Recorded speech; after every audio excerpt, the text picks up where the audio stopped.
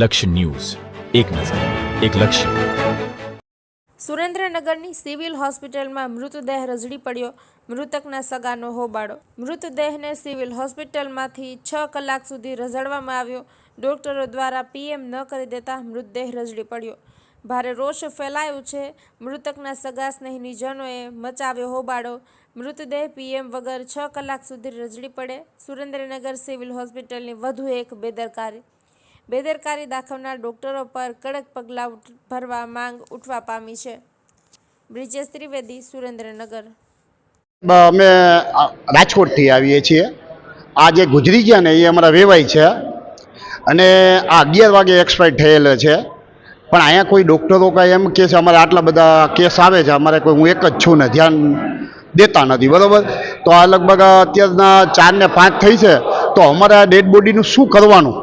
અમારે અંતિમ વિધિ કરવાની છે, તો હવે કઈ રીતે કરી શકીએ? અમને લાશ સોંપે તો અમે કરી શકીએ ને. તો અહીંયા કોઈ, અહીંયા 10 વાગ્યાના લઈ આવ્યા છે.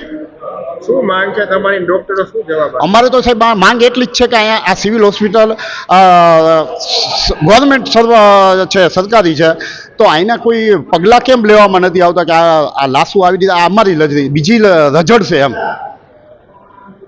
સોટા છે. હું મરણજણાના જમાઈ છું.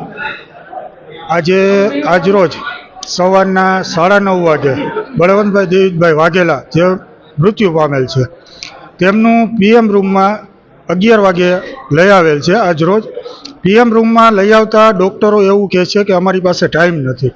અત્યારના 4 વાગેલા છે. તો આ જવાબદારી કોની? આ જવાબદારી કોને લેવાની? કાં અમને કાગળ ઉપર લખી લઈ કે પીએમ થઈ ગયું છે તો અમે ડેડ બોડી લઈ લઈ. અમારે અંતિમ વિધિની પ્રક્રિયા કરવાની હોય. સાહેબોને ફોન કરી છે, સાહેબો જવાબ નથી દેતા. ડૉક્ટર સાહેબ કોઈ જવાબ નથી દેતા. એના સ્ટાફ જવાબ નથી દેતા. જેવો તેવો જવાબ દે છે.